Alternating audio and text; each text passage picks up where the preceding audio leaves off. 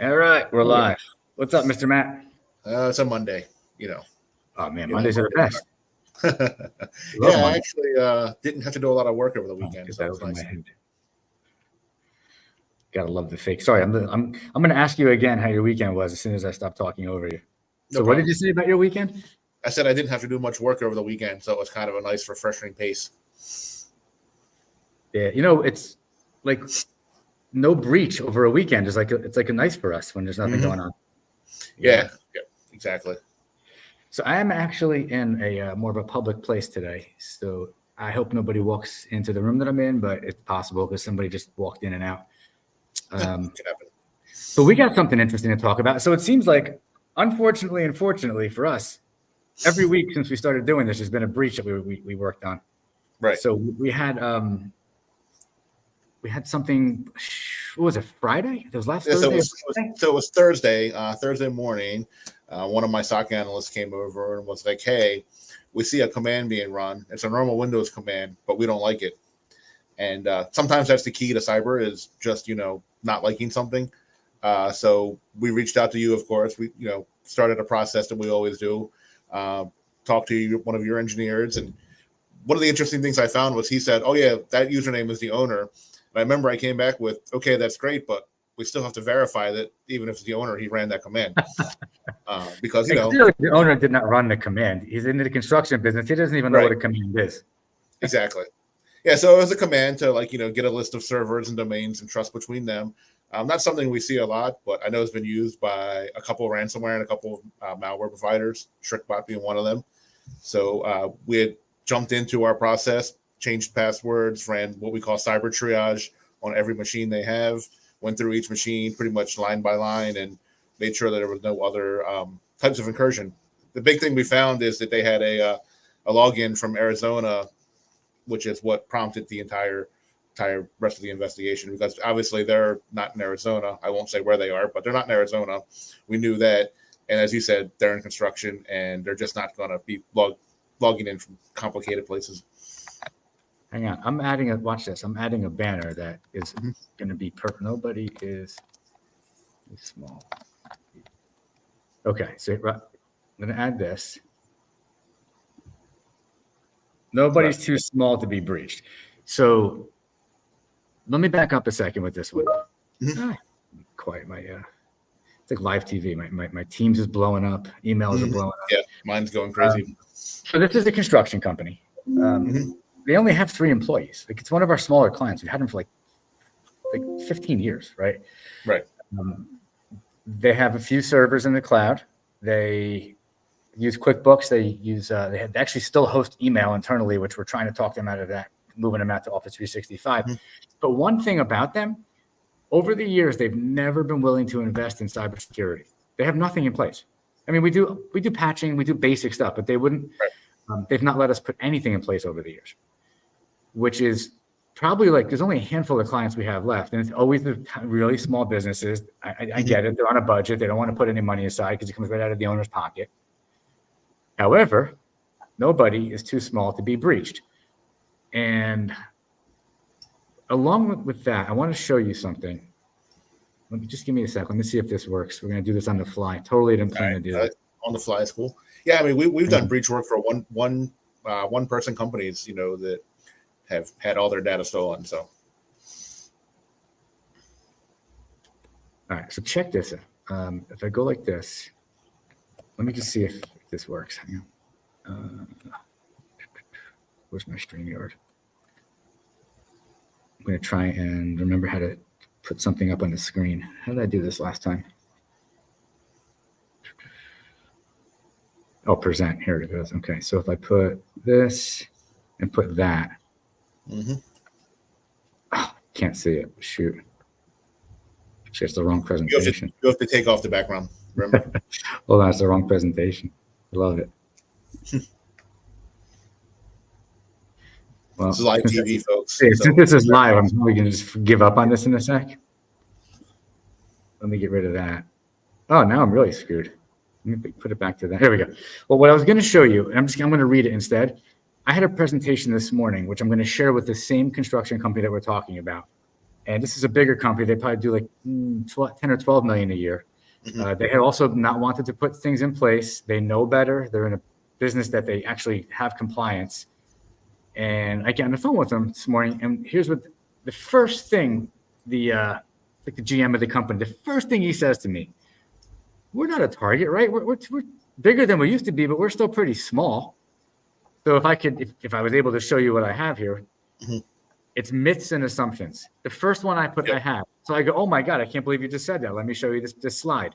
We're too small to be a target. Many businesses that we speak to believe that only large companies are targeted, but small and mid-sized companies are frequent victims. Bottom line is they're targeted because they are easier targets due to weaker defenses." There's 4 more. People always say to me, "We already have antivirus software." These are beliefs that people have, right? That are just false beliefs. "Cybersecurity is too expensive. We trust our employees to be careful, and we've never been attacked before." Right. So I put those together this morning for that meeting, and now we're talking here. Right, we're live. We're talking about something that happened last Friday to a company that has 3 people.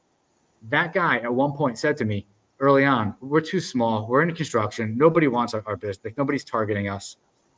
That couldn't be farther from the truth, right? Yeah, but they're being targeted every day because they are small. They don't have any protection in place, and threat actors know that. I mean, look at the last 2 that we did. Each company probably had less than 30 employees. Yes. So each company had less than 30 employees, but yet the threat actors were able to get, $250,000 in ransomware payments total. So that's, a good week for them. Yeah. So I think the lesson to be learned here is that there's no business that's too small. This is a 3-person company. I have a meeting on Thursday of this week with an accounting firm, small. They have like 5 people. I already know the guy is going to say to me, "We're too small. Nobody's looking for us." Like, on my end, it becomes like, you kind of know what to say to help them overcome their own limiting belief. Like, it's not a sales objection. It's literally a limiting belief. There's a difference, Yeah. They fully believe that just because there's, 2 or 3 people, or, they might not think they have qualifying data or something that nobody wants it. But, what they all have is cyber insurance, and threat actors know cyber insurance will pay if they have to. So, away they go. So now they're even more susceptible. 100%. So getting back to that business, I don't actually know if they have cyber insurance. If I had a guess, I don't like to make assumptions, but he probably doesn't, because he believes it's not going to happen to him, and he doesn't believe it's an important investment. So when our team logged in, if I remember correctly, and you might have just said this, so if you're repeating yourself, I'm sorry, but you caught them. You guys caught them. They were right there. It was the beginning. Like, you caught them. You saw what they were doing. Yeah. So I know the time frame, so I just looked it up. Actually, 12:39 was the login or PM. 12:42 was the command run. We changed the password at 12:48. So within 9 minutes of them logging into the machine and running a command, it looked a little crazy. And you saw some activity, right? So we got this is what it's all about. Like, we had we didn't have any of their tools in place, but when you say we got an alert, it just so happens that they're in our data center, right? Our old legacy data center from like 15 years ago. We have like 3 clients left in there. Yep, and we monitor everything in there. So we have our tools in there because it's our systems also. So they just happen to benefit from the fact that one monitoring tool we have picked up their breach. Right. Yeah. If we had not had that, it's not something they asked for. We just put it in there because it's our environment. Right. If we didn't have that tool in there, what would have happened? There's a very good chance that either data exfiltration would have happened, it's taking data off the system, or ransomware in the system.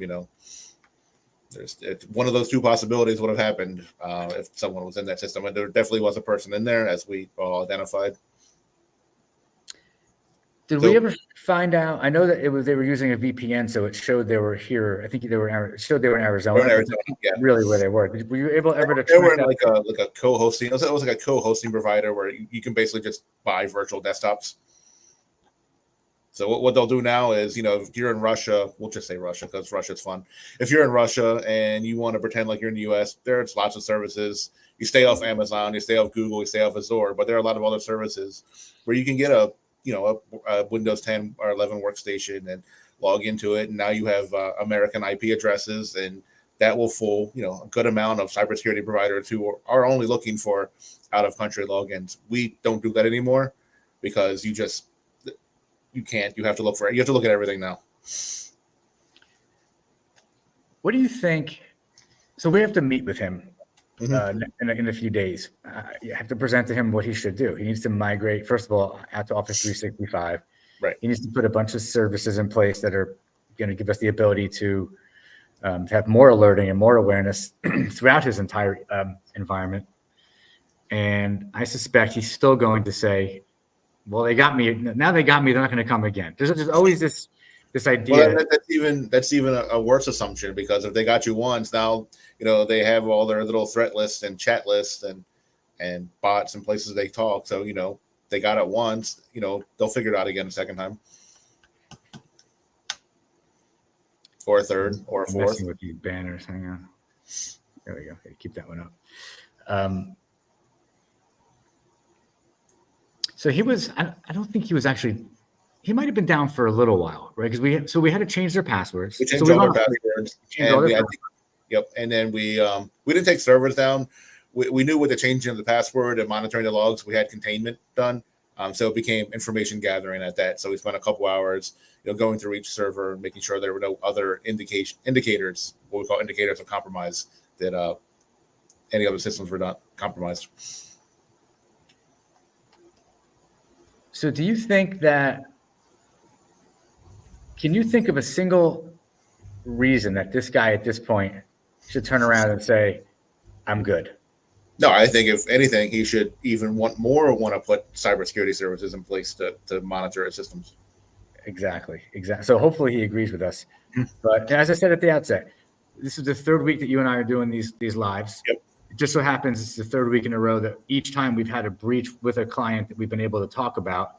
Right. And it really wasn't even the intention of us doing these lives. Our intention, and I want to make sure we do this today, is to point out some of the most important tips and tricks, maybe not so much tricks, but tips and things that people should be aware of.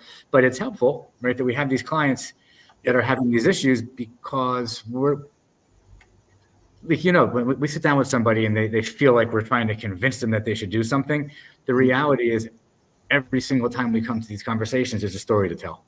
Yeah, and this was the best possible outcome. I mean, breaches are going to happen. People are going to get access. People are going to be in your system. But have them blocked out within a few minutes, no ransomware, no data exfiltration.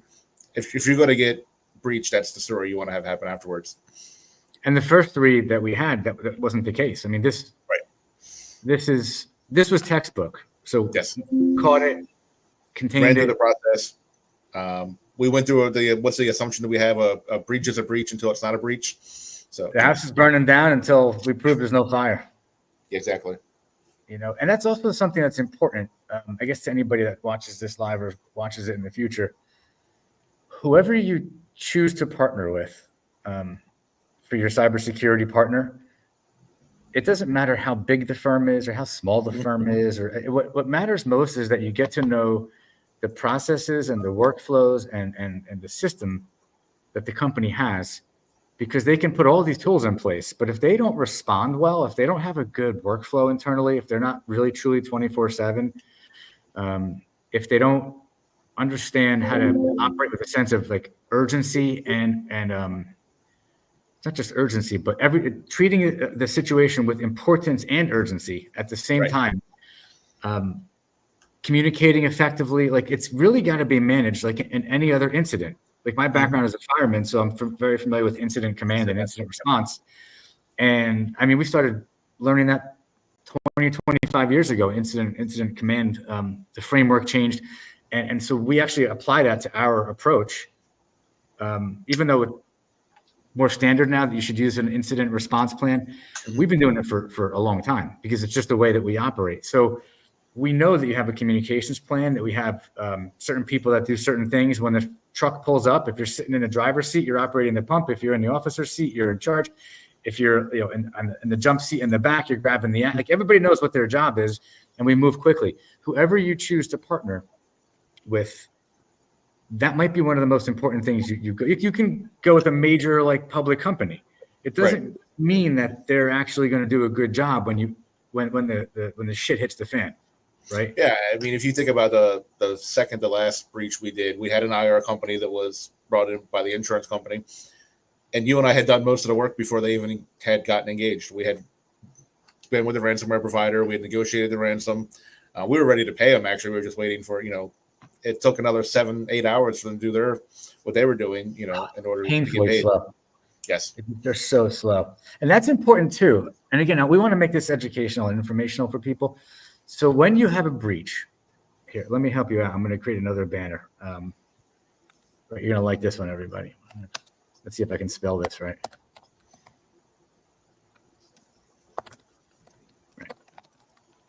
Okay, ready, Mr. Matt? Here we go. Yep. We're putting that one up. Did I spell guarantee? Yes. Oh, they say is my favorite quote is there are two types of companies: those that have been breached and those that don't know they've been breached. It's true. Yeah. It's 100%. I'm telling you, it's a guarantee. There's no question about it. You will be breached. What's the difference between one outcome and the other? Either you're prepared, you plan, you have systems in place, and you're able to detect it, contain it, remediate it, and recover from it in a really short period of time, or you're down for days or weeks, or maybe you're down forever. That's really the only difference. And there's two differences.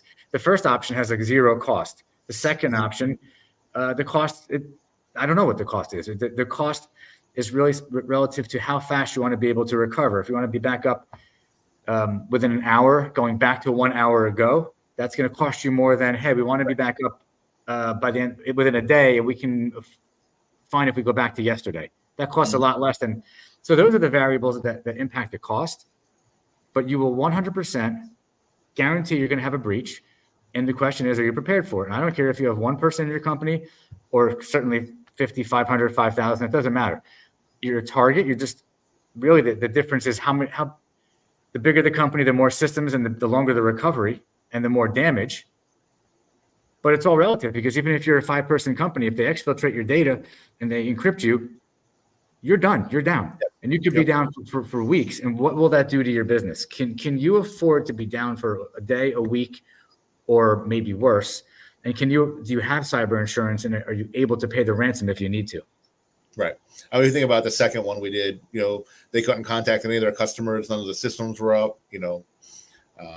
All basically their billing portal. I mean, everything was down. If you run your business, 90% of your business runs on one piece of software that's encrypted. There's not much you can do, and that was. Yeah. So for the guy that we had the breach with on Friday, I haven't spoken to him personally yet. There's been a lot of back and forth of emails, and the team spoke to him. I haven't spoken to him, but I suspect that if he was down permanently, it wouldn't put him out of business because he's in construction. Right. Man, would there be an impact? How's he going to do quotes? Right. How's he going to do invoicing? Payroll? Yeah. Estimating, which I know he has estimating software. Right. Any historical data. I mean, he's not out of business, but he's starting from scratch. Right. So how long would he be down if he had to start from scratch? While he's trying to actually deliver his construction service, he's a small business. He's out there swinging a hammer. How much is it going to cost him to recover? I don't know if it's possible. I mean, to be honest with you, we rely so much on storing data on computers and servers and the cloud, not the cloud, that it would be hard. I don't think he has. Well, he's in construction. He might have 1,000 filing cabinets in his office filled with stuff, but the amount of time it would take to transcribe all that back in. I'm with you. I don't know. I think it would take him 6 months to recover. I mean, business-wise, I think it would take, because everybody and by the way, the email would have been encrypted and would have been down too.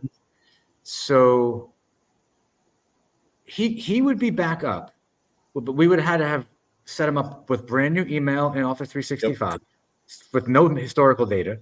Right. No backups. He would have lost all his files. We'd have to reinstall a couple of servers in Azure. Put his QuickBooks on it, put his software on it. So we'd have him back up and running within a couple of days. That right there would probably cost him $20,000, $25,000 just for our time, for our labor, just do all that. We'd have to try to do something to get the data back. So that's probably in that cost to see if we can do anything, which is unlikely. Right. And that Or is if there's cyber insurance, we could pay the ransom, but even that's a downtime cost. And, they want to make sure they get the best value for their buck. So they're going to take some time to negotiate it. I skipped over that. I was given the assumption he doesn't have insurance. He doesn't pay the ransom. If he had insurance and if he paid the ransom, 3 days. Because that's what we had happen 2 weeks ago. It's sort of down for three or 4 days. And it's because the insurance companies move so damn slow. And they have these lawyers that they bring in. I mean, they have to follow their process. I'm not criticizing the process, but we deal with it so much that we don't even wait for them. I mean, they don't like it, but we actually start negotiating without them just to move the process along faster. And so we got it. By the time they got engaged, we had a great price. He would be back up, let's call it 3 to 5 days, but the price for that, if they got his data, would be about 200 to 250,000 to get the everything decrypted. Right. So what's the point of all this? The point of all this is they're coming faster. They are more, they're actually getting better. Like, it seems to me that these guys like Akira, like, look what they did on the last 3 or 4 that we dealt with. They got in quick. They encrypted everything quick. I mean, quick. And I think gone are the days where they're going to spend 2-3 months in your systems. Now they're going to get in, get what they got to get, and get out. Mostly because they know that people are looking, and any little thing they do might trigger a response, which is theoretically what happened in the last couple. They did something, it triggered a response, and they encrypted before the response was fully taken care of. Yep. So a couple of things that we can throw out there, which I know it's repetitive, but we're going to say it on every call. There's some very, very basic things that you can do. There's the NIST standard and the CIS standard. Most of the insurance companies and any entities out there that oversee compliance for different industries, they pretty much base everything on those same standards. They elaborate and they customize them, but they're basically the same standards. You need to have MFA in place, and not just like email. You want to have MFA in place throughout the environment, throughout the network for remote access. You definitely want to be careful with locking down remote access with VPN. Mm-hmm. I should have made a slide for this. We could have shared. You want to have some sort of network security monitoring in place. Yep. That will tell you if there's a breach, if there's any abnormal activity or threat type of activity on the network. That's really critical to have that. Feel free to jump in, man. I'm just going off memory here. Yeah, we're actually a new technology that we're starting to deploy is a really nice one.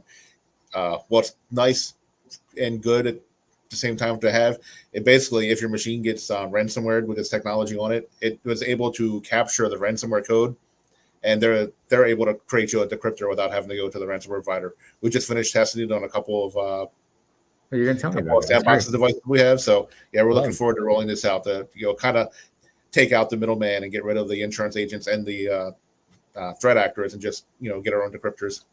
Love it. So that's something like that. So advanced technology is always nice to have. Obviously, it's not going to solve everything, but you have to have something in place that blocks and prevents ransomware from happening. Mm-hmm. And then vulnerability assessment, vulnerability management.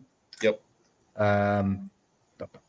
Phishing and awareness. Just awareness of what's going on around you in the world, not just at your own organization, but if you look at things like over the weekend, China with a quantum computer was able to break encryption. It's kind of going to be a big deal coming up, but got to be aware of everything because moving along quickly. Yeah, the world's getting faster and bigger, slower. Something. Phishing, simulation, and awareness training. The statistic is still the same. Verizon puts out that report that everybody uses every year. Yeah, it all comes from a user. It was still 94% of the breaches still originate with the phishing email. It's still user-based, end user-based, social engineering. It's like business suicide if you don't put the product that we use is KnowBe4, but it's like business suicide if you don't put that in place. For the cost of what it's a minimal cost. I have people still that they have a lot of employees, 100, 200, 300 employees, so it adds up to it could be $3,000, $4,000, $5,000 a month. But at the same time, if you have that many employees, you're also a 30, 40, 50, $100 million company. It's all relative. To invest $3,000 or $4,000 or $5,000 a month for that type of system to reduce the risk exponentially, it is a no-brainer. And because you're going to have a breach 100% guarantee, and there's a 94% chance that that's going to come from a person in your company clicking on a phishing email. Duh. Yeah, Like, our own we internal have that in place. statistic, while we don't have a number, we do a lot of business email compromise, and I can guarantee you almost every single time when we get done with it, we can go back to the employee and they can say, "Oh yeah, I clicked on something and put my credentials in." Yep. Almost every time. And we can almost every time find that email they clicked on and put their credentials in with. Do you remember that breach we had with that company in Jersey that it ended up being, they thought it was something on their end because the bank was blaming them, but it ended up being the bank. You know what I'm talking about? Yeah, the I bank can't say now the company, but bank it was a account got major breach. Like, and that was because of wasn't that the banking software? It was the bank itself had a breach, and they were able to change Well, it was the a breach password with for this client's account. Yes. Yeah. They were able to change the email address and the password on it. And then they were able to do a 7-figure ACH withdrawal. Literally, like they just went in and sent out 7 figures worth of ACH payments to, already hacked and compromised bank accounts. And that bank just put them through like it was nothing. Meanwhile, I can't get $10 out of Bank of America without having to give them my fingerprint and everything else. I'm just reading a comment. There's a gentleman in the chat actually made a comment. Yeah, he's right. He's talking about our comment about being too small, and people downplay cybersecurity risk with the thought that, hey, we're too small to be a target, or they've already breached us, so they won't return. Right. These assumptions are risky because the attackers often go after weak defenses. Yeah, it doesn't matter. It's a true comment. So those are good points. If you've been breached once and you don't learn the biggest thing you can do after a breach, of course, is lessons learned. But if you're breached and you don't learn those lessons, or you don't apply those lessons, or you don't do something about it, you still have the same security you had before. Yep. I think it's a good one for this week. I mean, we hit it pretty head on. We jumped right into it. Yep. And those pointers, there's more. There's more you can do. There's a lot more you can do. But one more time to summarize the highest level, make sure that whoever it is that's making the decisions or I guess that you're partnering with when it comes to your IT and your cybersecurity, make sure that they know what they're talking about. Make sure that they've got experience, especially with cybersecurity and managing breaches.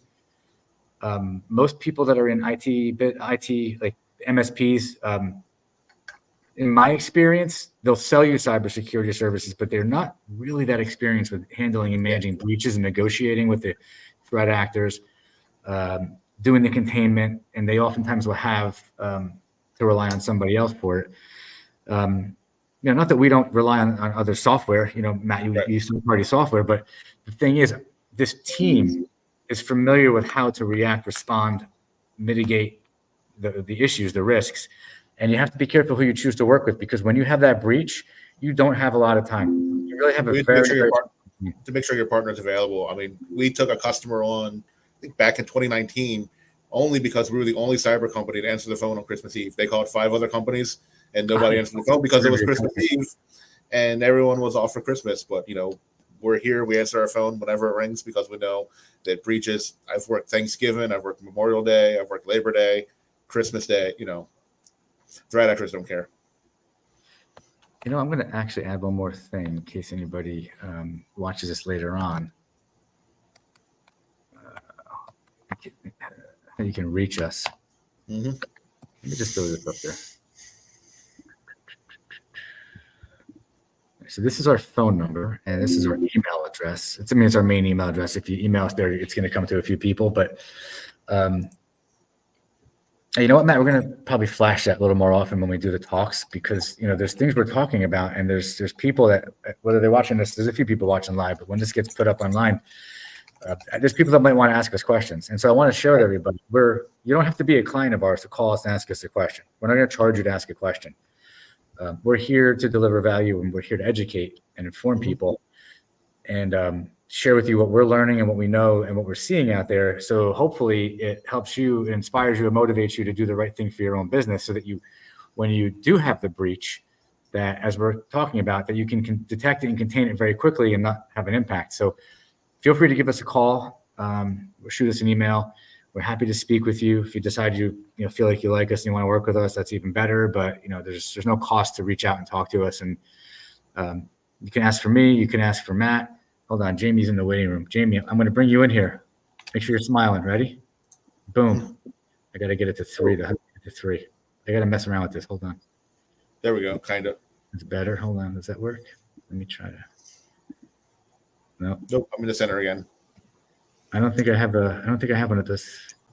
The closest one is this. All right, James, you got to look a little excited about this topic. You're on camera live. She does not think she can hear me. Jamie, can you hear me? I don't think she can hear you. No. All right. Well, that's the other person that if you email or call, she can't hear us. That's so funny. Can't unmute. All right, we're gonna take her out. Oh, gotta tell her to be prepared next time. All right, put it back to 2. All right, I'm having fun with these tools here. Yeah. So that's it. We'll get this thing out there so people can watch it. We'll do this again next Monday. Hopefully, we're not talking about another breach. Hopefully, we can put together. We'll talk about something fun next Monday. I'll come up with a good topic between now and then. Well, I was thinking next Monday too. We can share the link to that free what do you call it? The free assessment that we have. Where people can we can actually go through it and demo it and see if anybody wants to take advantage of it. But it gives you a really, really good idea of your posture and where you stand. So we can do that. And if you have something you want to throw out there, just we'll figure it out. As long as we're teaching people, as long as we're educating people, we're good. Exactly. I like the last comment. Did you see the last comment in chat? No, let me see.